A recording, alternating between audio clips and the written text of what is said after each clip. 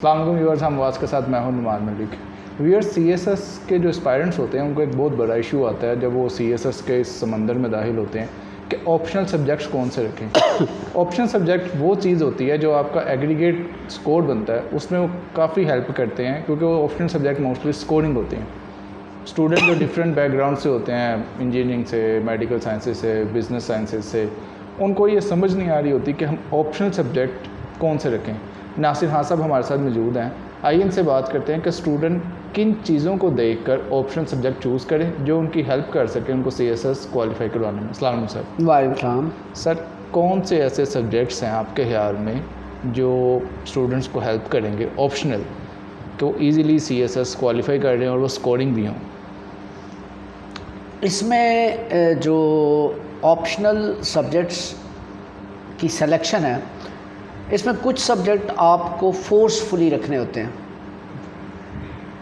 कुछ सब्जेक्ट्स आपको फोर्सफुली रखने होते हैं, कुछ आप अपनी चॉइस पे रखते हैं। क्योंकि कुछ सब्जेक्ट्स होते हैं 200 नंबर के, कुछ सब्जेक्ट्स हैं 100 मार्क्स के। 100 मार्क्स के सब्जेक्ट्स ज़्यादा हैं, 200 के सब्जेक्ट्स जो है वो कम हैं।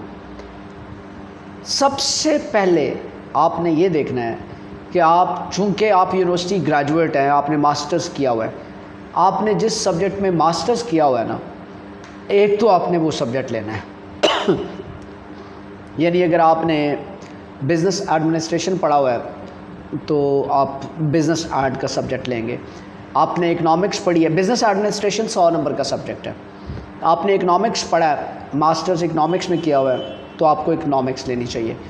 पॉलिटिकल साइंस में मास्टर्स किया हुआ है या इंटरनेशनल रिलेशंस में मास्टर्स किया हुआ है, तो आपको इंटरनेशनल रिलेशंस या पॉलिटिकल साइंस लेना चाहिए।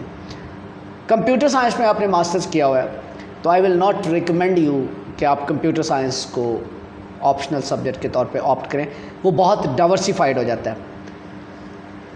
मेडिकल साइंस का स्टूडेंट है, इंजीनियरिंग का स्टूडेंट है, अब इस टाइप के जो स्टूडेंट्स होते हैं इनका कोई स्पेसिफिक एक एरिया मेंशन नहीं है सीएसएस के उस ऑप्शनल की लिस्ट के अंदर।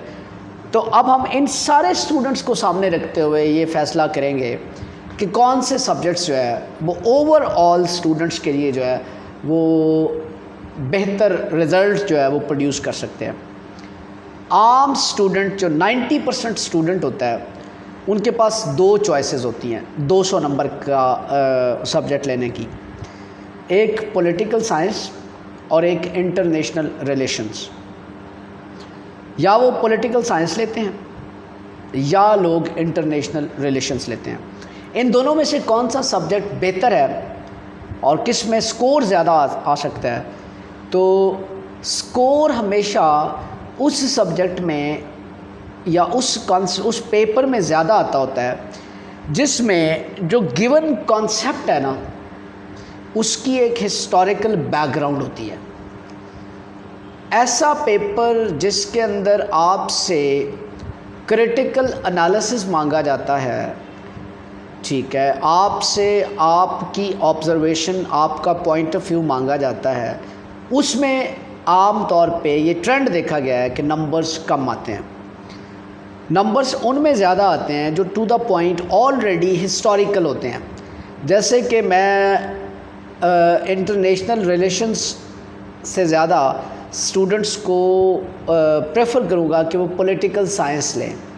पॉलिटिकल साइंस का जो पेपर ए है, उसके अंदर आप अगर देखें तो उसमें थेरिस्ट यानी फ़िलासफ़र्स हैं, जिसमें प्लेटो, सोक्रेटिस, माउज़े, ठीक है, हैगल, मार्क्स, ठीक है, तो ये मुख्तलिफ़ किस्म के फ़िलासफ़र्स हैं। अब अगर वो इनकी फ़िलासफ़ी पूछता है जस्टिस के हवाले से, पावर पॉलिटिक्स के हवाले से, सिस्टम के हवाले से, डेमोक्रेसी के हवाले से, तो वो तो ऑलरेडी जो उन्होंने एक्सप्लेन किया है, आपने वही पढ़ा है, आपने वही एक्सप्लेन कर देना, you will get good marks. उस पर फिर आप अपना एनालिसिस भी अच्छा दे सकते हैं। तो इसी तरह पेपर बी है, मुख्तलिफ़ फॉर्म्स हैं गवर्नमेंट की, मुख्तलिफ़ जो पॉलिटिकल साइंस का पेपर है, उसके अंदर भी आपकी प्रोबेबिलिटी ज़्यादा होती है अच्छे नंबर लेने की। तो यानी उसके अंदर भी टू दी पॉइंट चीज़ें हैं।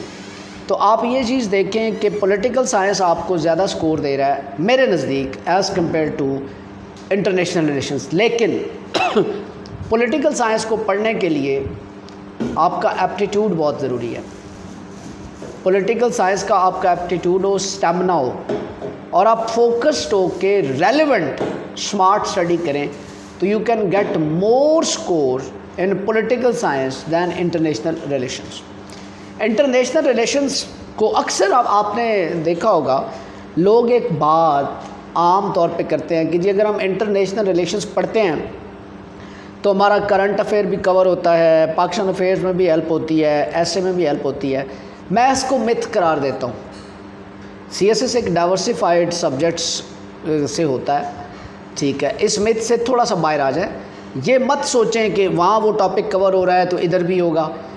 आपका फोकस सिर्फ पास होना नहीं है, आपका फोकस एलोकेशन है, और एलोकेशन होती है नंबर्स के ऊपर जो आपका रिटन एग्जामिनेशन होता है। और नंबर्स जो आपके आते हैं वो ऑप्शनल में आते होते हैं ज़्यादा।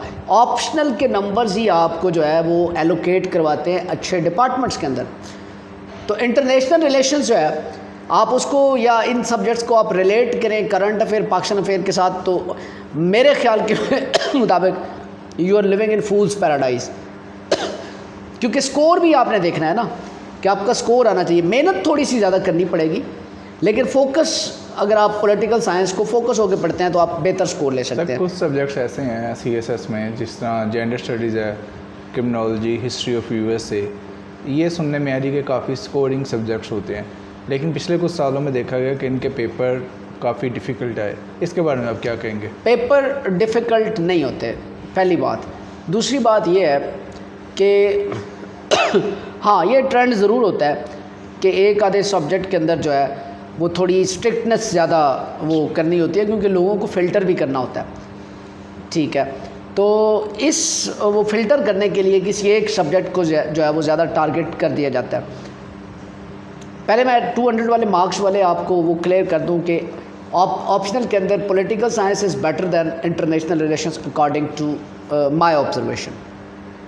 बाकी जिनका बैकग्राउंड, जिन्होंने मास्टर्स किया हुआ और वो 200 नंबर का स्कोर मौजूद है उनके अंदर, तो उनको वो सब्जेक्ट लेना चाहिए। अदरवाइज़ अगर आप डॉक्टर हैं, इंजीनियर हैं, ठीक है, या आपने बिज़नेस पढ़ा हुआ है, या कोई और इस सोशल साइंसेस के स्टूडेंट्स हैं, लॉ के स्टूडेंट हैं, तो then you should go for political science rather international relations. जहाँ पे आपने सवाल किया बाकी ऑप्शनल सब्जेक्ट्स, मैं अगर आप जेंडर स्टडी पढ़ते हैं तो gender study is a very good subject. Conceptual subject है, लिमिटेड कोर्स है, और उसमें आप अच्छा स्कोर कर सकते हैं अगर आपको जेंडर स्टडी के सब्जेक्ट के कॉन्सेप्ट क्लियर हैं। तो अक्सर हमने ये देखा है कि जेंडर स्टडी के सब्जेक्ट के कॉन्सेप्ट लोगों को क्लियर नहीं होते, उन्हें समझ नहीं आ रही होती कौन सी इन्फॉर्मेशन कहाँ पे यूज़ करनी है। जबकि मैं ये कहता हूँ कि जेंडर स्टडी के 9 चैप्टर्स हैं, 9 चैप्टर्स। जेंडर स्टडी के 9 चैप्टर्स का जो जनरल नॉलेज है सारा, वो आपने जेंडर स्टडी के 4 क्वेश्चंस में डालना होता है। तो gender study is a good subject, और ये फिर आपको उसमें फेवर दे जाता है इन्फॉर्मेशन के हवाले से। आपका जो ऐसे अगर आप वुमेन एम्पावरमेंट के ऊपर जो है वो करते हैं तो उसमें आपको जो है ये फेवर दे जाता होता है। उसके बाद अगला जो सब्जेक्ट है वो क्रिमिनोलॉजी है। क्रिमिनोलॉजी, सोशियोलॉजी और जेंडर स्टडीज़, ये तीनों सोशल साइंसेस के मेन सब्जेक्ट्स हैं। क्रिमिनोलॉजी एक स्कोरिंग सब्जेक्ट है, हमेशा से रहा है, एक आधी दफ़ा इसको भी हिट किया गया है, जेंडर भी हिट हुआ है। सोशियोलॉजी कभी हिट नहीं हुई उस तरह से, इसमें एवरेज मार्क्स आते रहते हैं लोगों के। तो मैं ये कहता हूँ कि जो कोई डॉक्टर, इंजीनियर, जनरल कोई स्टूडेंट है तो उसको political science, sociology, gender studies और क्रिमिनोलॉजी ये ऑप्ट करने चाहिए। एक तो ये जल्दी प्रिपेयर हो जाते हैं और इनमें मार्क्स भी आते हैं। फिर एक सब्जेक्ट रीजनल लैंग्वेज का, जैसे पंजाबी है, सिंधी है, पश्तो है, हाईली स्कोरिंग सब्जेक्ट होता है। आप रीजनल लैंग्वेज एक ऑप्ट कर लें। अगर आप पंजाबी हैं तो पंजाबी अगर आपको नहीं भी आती, थोड़ी सी कोशिश करें, आ जाएगी।